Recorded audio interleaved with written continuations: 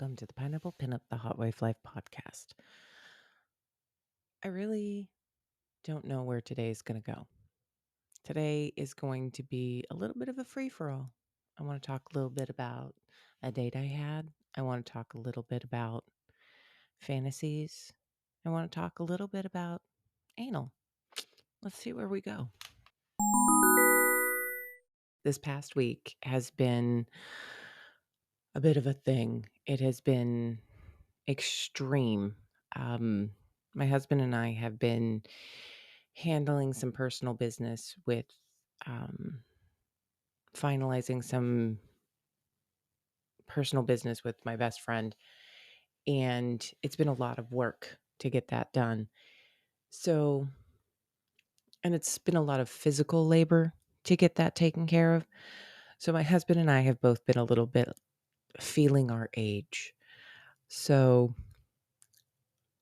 I was not really capable physically of doing too many activities this week, despite the fact that this week was my anniversary and there was a lot of stuff going on.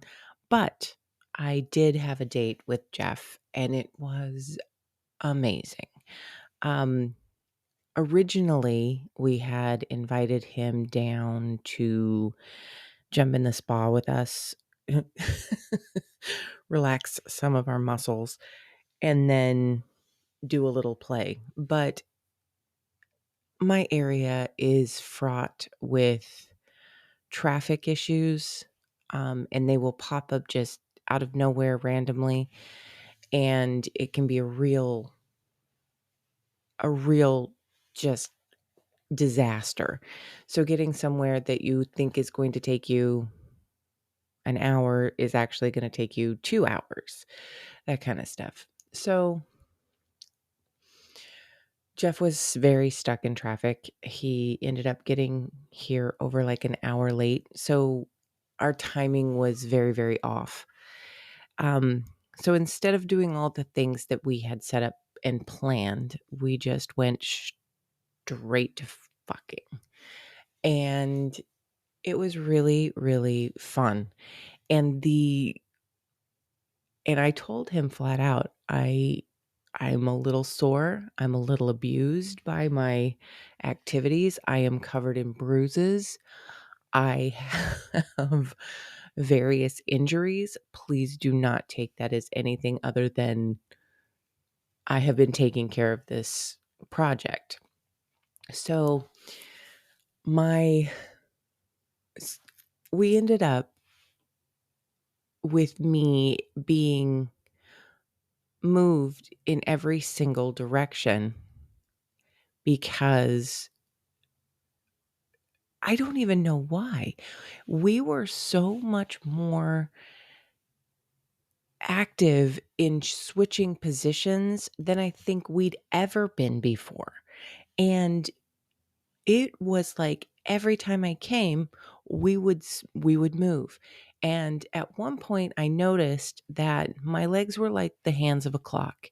And every time I had an orgasm, we'd move 15 minutes or so. And it was so funny because it made me laugh hysterically that like, oh, there goes 15 minutes. And it was it was awesome. It was so great.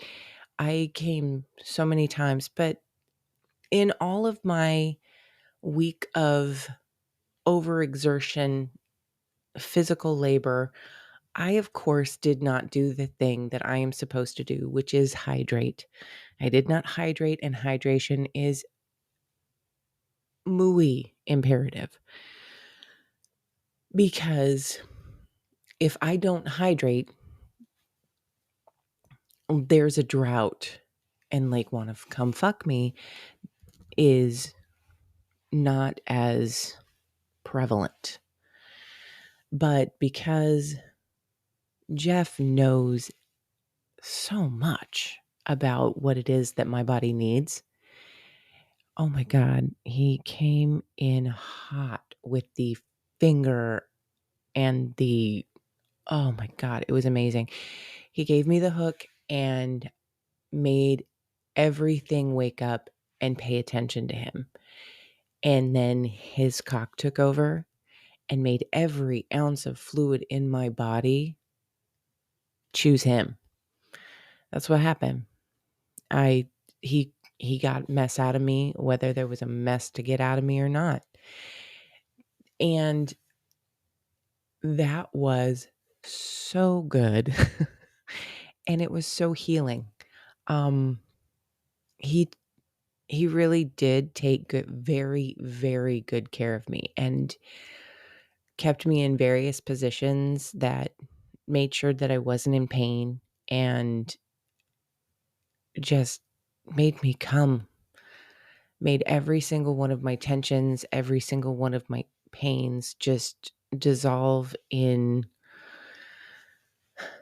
dopamine bliss. It was great. It was awesome, and I was so glad that he was able to come, and I was really sad that we didn't get to spend more, um,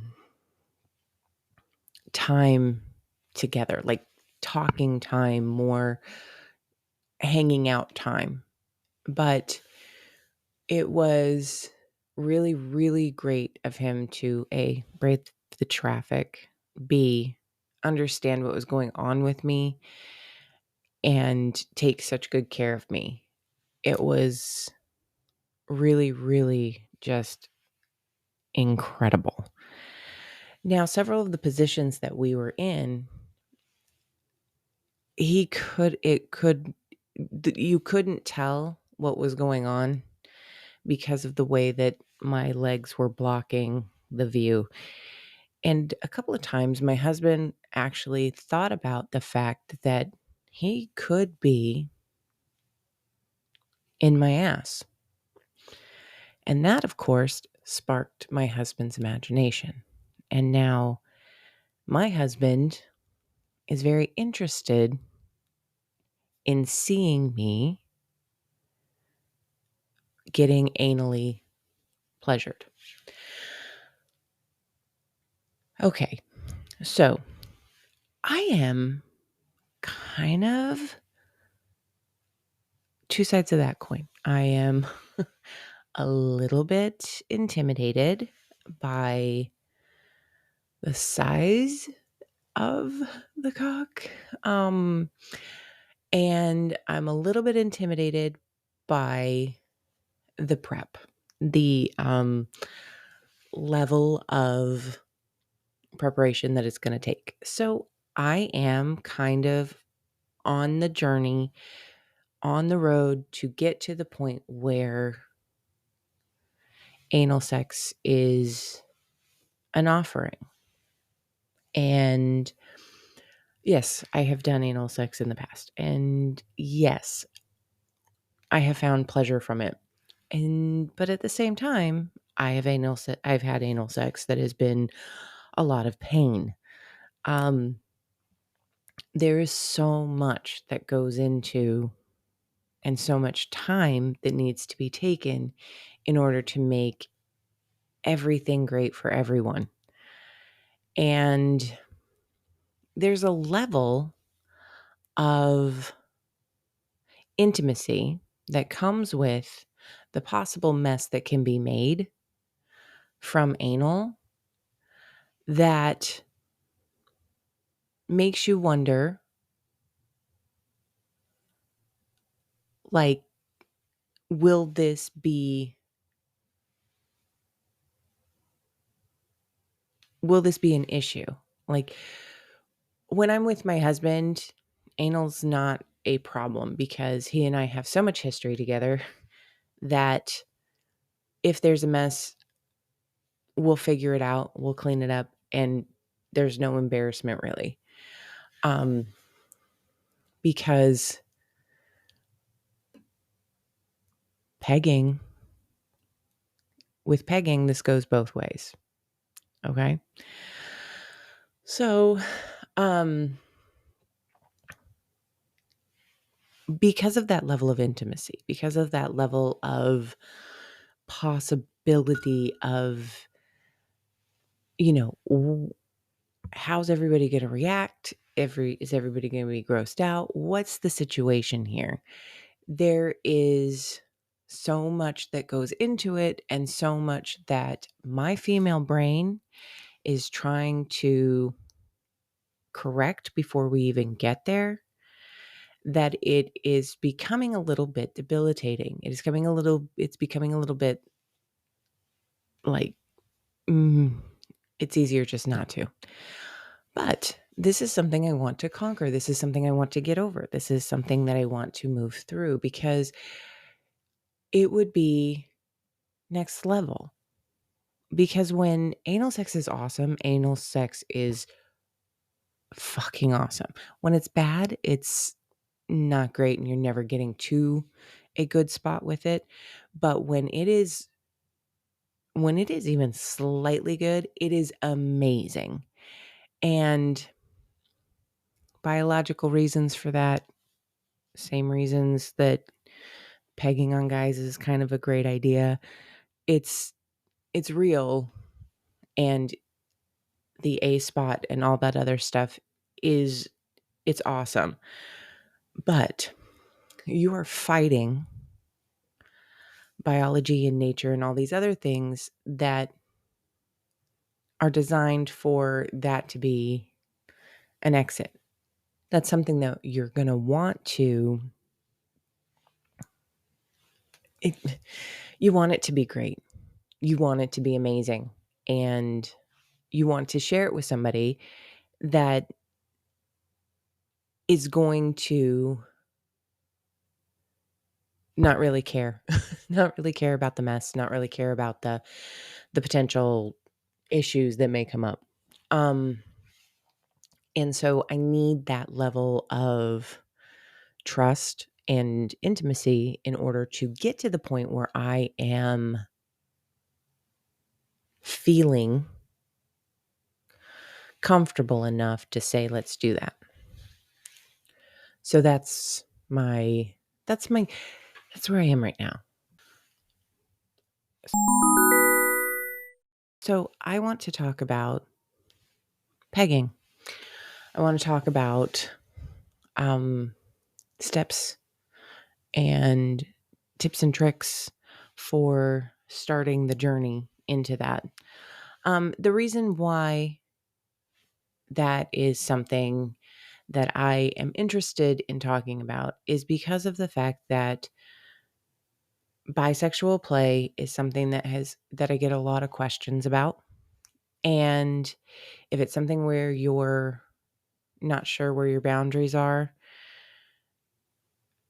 a marriage is a good, safe space, or at least it should be a good, safe space to investigate our bodies. And I have pegged my husband, and I have given prostate massages, the whole deal, the whole gamut. Okay. This is something that is incredibly pleasurable for men. The prostate is your G spot. It is this thing that can literally make you feel like you are coming continuously. It is a little bit mind altering. It is, it can make men talk in tongues. It's awesome. So, usually the best way to start any of this is a blowjob with a digital exploration into the darkness until you find the prostate, which is like a walnut size spot between the cock and balls assembly and the colon. Okay. So basically, right above the peritoneum inside of the body. And finding it is really not hard. It It is the one thing in the body that is like, "I'm right here. Come get me." And, it is so insanely fun to have that kind of puppetry control over a man because his dick is in your mouth, his prostate is under your fingers, and you do the tippy tappy tappy tippy tippy tappy tappy tippy with your fingers, and they're going mindless. It is the most amazing I want a new car moment. They they will babble and say whatever they have to get you to keep on doing what you're doing. So, I understand that this is territory that not a lot of men really explore, and that's okay. Everybody has to work at their own pace and everybody has to do their own. But I can tell you that for me, it is a fun exploration, a fun role reversal, a fun power exchange. And I believe in the exploration of sexual adventurism within my marriage. I think that is what has kept us together and us so strong and communicative throughout our marriage. Because even when things were rough, we were connected sexually. And when we connected physically, it helped break down all of those miscommunication barriers that we were having. And as things improved with my husband and I, and as we got through the rough patches, we were able to find one another and find that intimacy that brought us so close together every single time. And so, for that reason, my husband and I are very, very, we're very, very experimental. And that has led us to a lot of very fun things. Now, a lot of people have come to me and said, well, not come to me, but they have messaged me and said, um, your husband doesn't play. And that's, sorry, your husband doesn't play. And that is the definition of you being jealous. No, not really. In this particular instance, my husband has a lot of health issues. And that is the reason that he does not play. He does not play because health issues are very much a part of his constant thought processes. And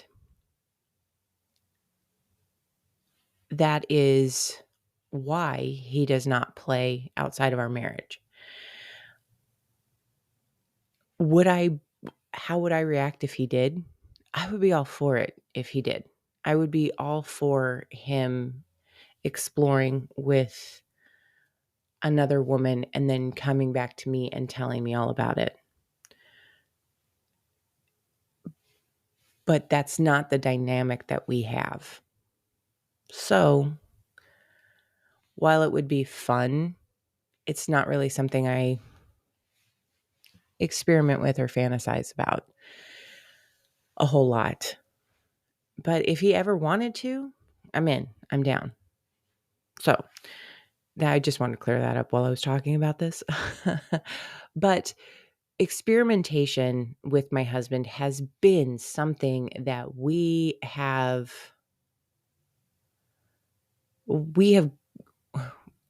okay, I have a toy box that is a rival to Toys R Us, okay?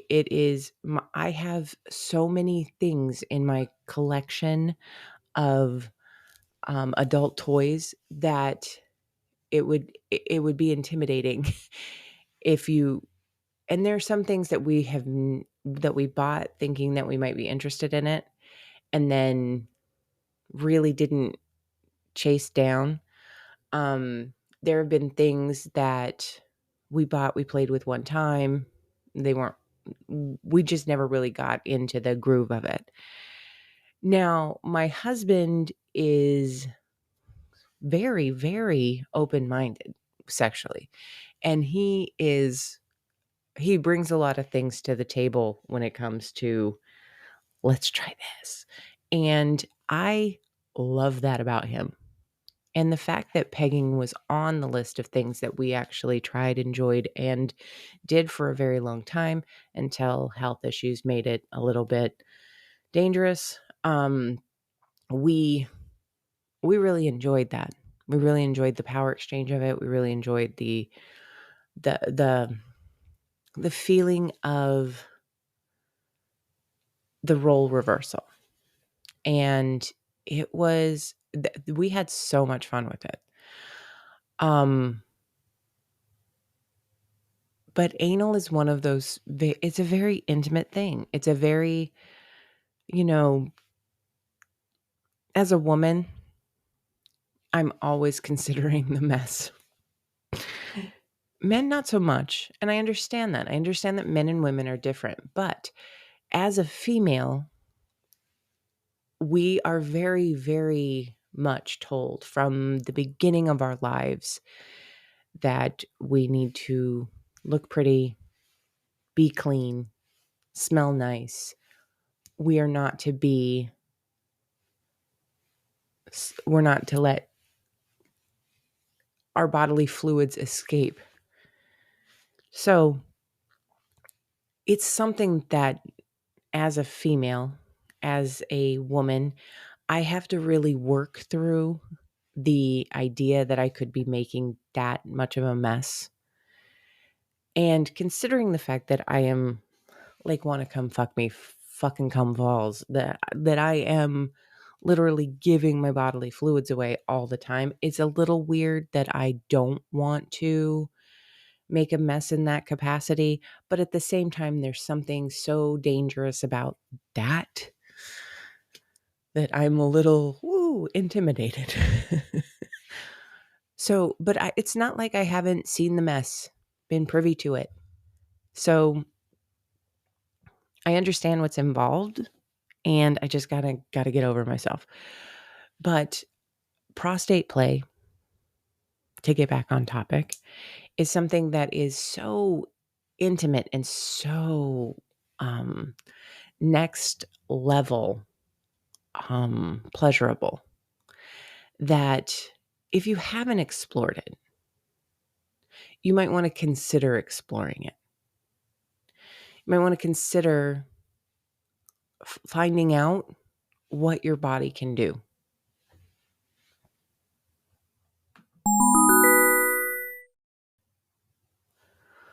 So I had a longtime listener reach out to me with a topic that he wanted explored a little bit. And it is the danger of fantasizing too much. The danger of going too far in your fantasy and being disappointed by the real world. Fantasy, when you go too far, becomes obsession, and obsession becomes something that can take over your life, take over and really put way too much pressure on something that may or may not come to fruition. Okay.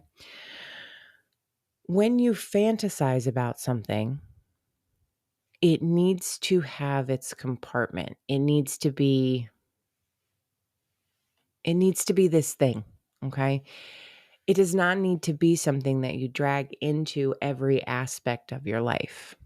Now, the thing is that when we fantasize about something to the point that it becomes an obsession, we start chasing things in our obsession that lack consent of other people. Okay. So if you are so busy chasing down that you start to neglect other people and how they might feel about what you're doing in your fantasy life, because whether we know it or not, we're going to find a way to live with our fantasies, um, one way or the other. They either become something. Okay, let me try to get this. Let me try to get this accurate. I had a lot of fantasies um, throughout the years, and I was able to take my fantasies and expel them through a creative outlet, writing. I was able to take writing and make my fantasies take full shape. This was how I dealt with my years and years of fantasy obsession, but I never quite got to obsession period. But how I dealt with them to get them to not become obsessions was I found an outlet for them. I found a way to get creative with them. I found a way to give them a life of their own without harming anyone else. When you live in the fantasy, there are a couple different things that can really happen. You can go into obsession, and then obsession can actually become something that ruins your life. Can become an addiction. And an addiction is, by definition, something that has more control over you than you do over it. That's what obsession can become. It can become an addiction. Can become you trying to find a way to manifest this thing that's inside of your head that you can't shake. So, the dangers of fantasizing too much that is you tumble down the rabbit hole, and then you tumble into a life that you're not able to recognize.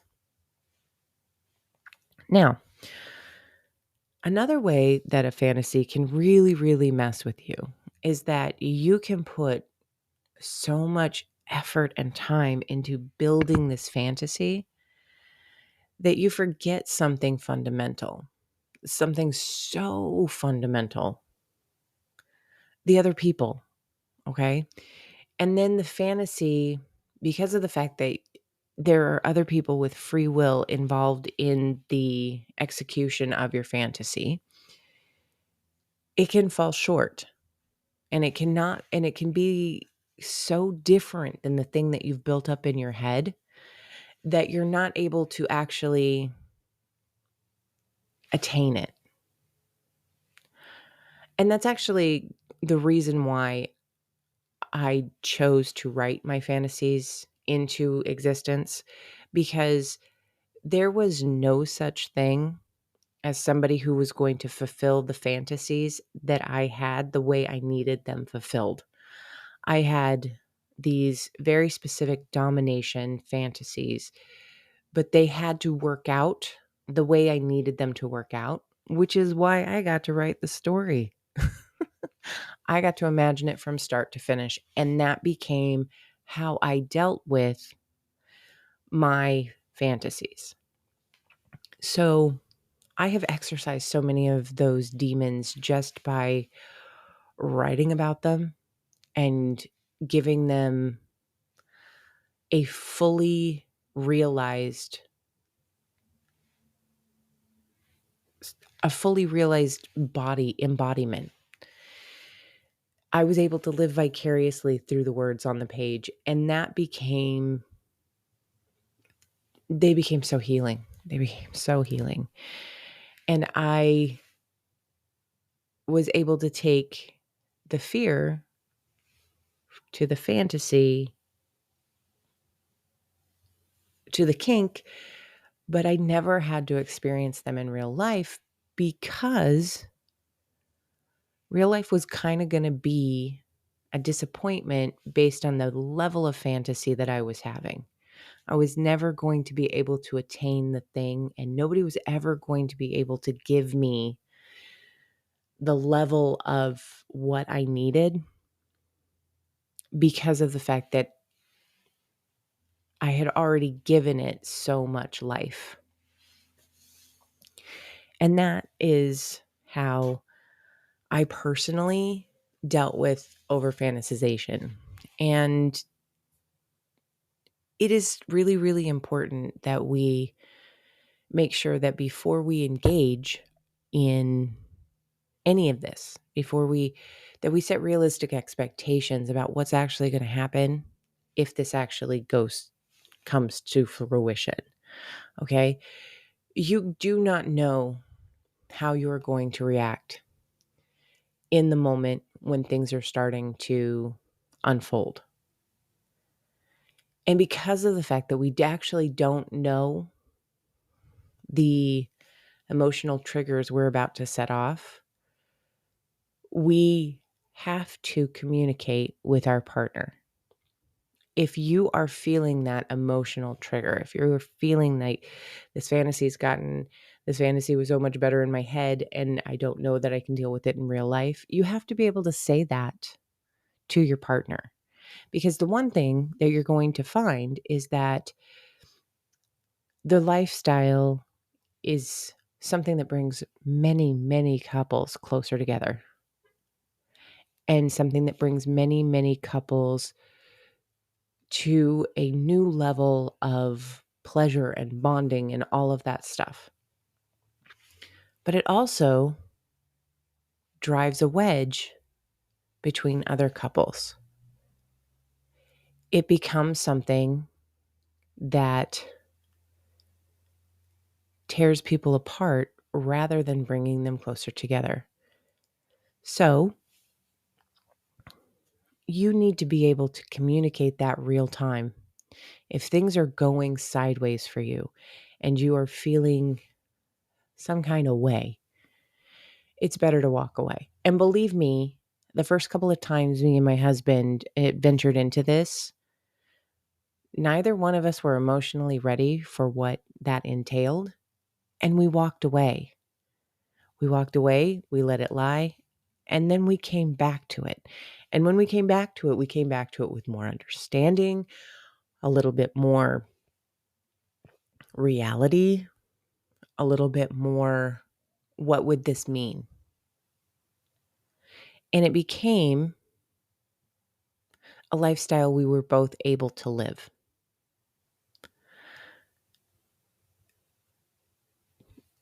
And that's the point here. Okay. When you fantasize about something, that doesn't make it reality. That doesn't mean that's actually how you're going to react in the moment. And if you're reacting poorly in the moment, get out, find your center. And if you're still wanting to revisit it, make small baby steps back into it. Make big conversations about what happened when we were there. Have the big conversations. Talk about what you were experiencing, what you were feeling, how seeing that person touch your significant other made you feel. And and then figure out how it made them feel. Because so many people are interested in something and they never take the steps to figure out if it's something that they want to do because there's that fear barrier. Okay. Risk is a part of life that is growth. Okay. Growth can't not happen unless you take that step forward. And I am not advocating that this lifestyle is for everybody because it is not. But if it is part of your journey, if this is where you're heading, you can misstep and still find your way there. But acknowledge the actual feelings apart from the fantasies that you have about what's happening real time, because it's probably not going to live up to your fantasies, at least not right away, because you have to get through a lot of emotional triggers in order to find a moment where you can give your fantasy some reality. Okay? So, the danger of over fantasizing, it's real, and it's something that couples need to consider.